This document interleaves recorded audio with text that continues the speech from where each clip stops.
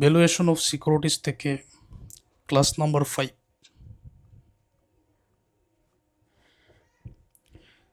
The current market price of DK Limited share is টাকা 375।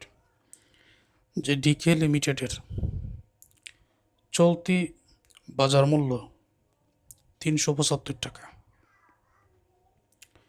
তারপর the company is expected to pay a dividend of টাকা 35 per share, increasing with an annual growth rate of 8%।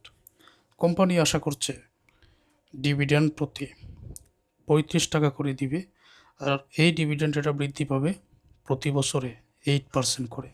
If an investor required rate of return 14%, should he or she buy the share.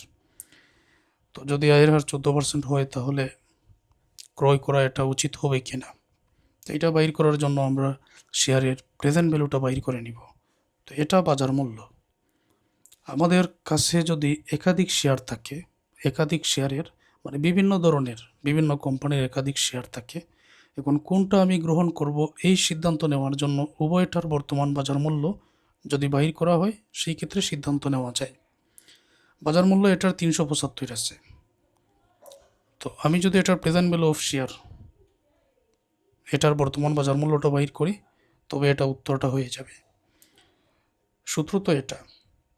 এখন D1 বাহির করার জন্য বলা হয়েছে যে company আশা করছে 35 টাকা করে ডিভিডেন্ড দিবে, তারপর গ্রোথ রেট আছে 8% করে, তো এটা তো প্রতি বছর 8% করে চলতে থাকবে, এরকমই তো।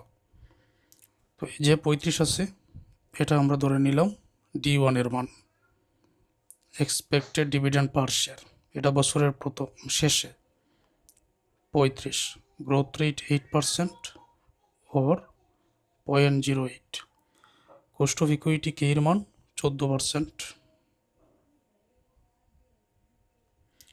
ওর 0.14। এখন মানটা বসাও। D1 এর মান 35,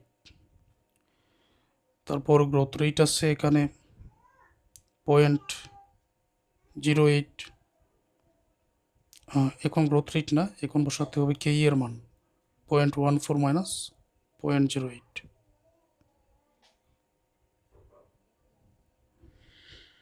এখানে হবে 0.06। 35কে এই 0.06 দ্বারা ভাগ করা হলে উত্তরে আসবে এখানে 583.33 টাকা। এখন এখানে আরেকটা প্রশ্ন করা হয়েছে যে বিনিয়োগকারীর এটা ক্রয় করা উচিত হবে কিনা। যেহেতু বর্তমান বাজার মূল্য 375 আর এটার প্রেজেন্ট ভ্যালু আমরা বাহির করেছি 583, তো এটা তো প্রেজেন্ট ভ্যালুটা বেশি যেহেতু তাহলে এটা ক্রয় করা উচিত। এই জন্য আমরা ডিসিশন নিতে পারি এখানে।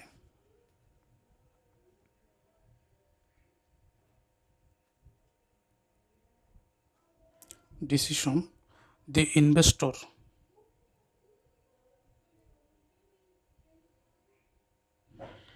should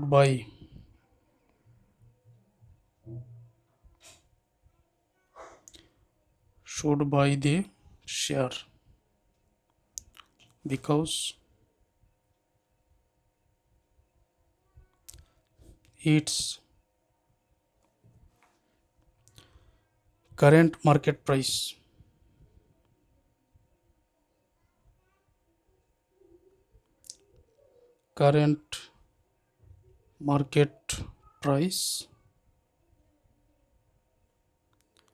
এই কারেন্ট মার্কেট প্রাইস এটা হচ্ছে স্মলার দেন মানে ছোট চিহ্ন পিবি অফ শেয়ার।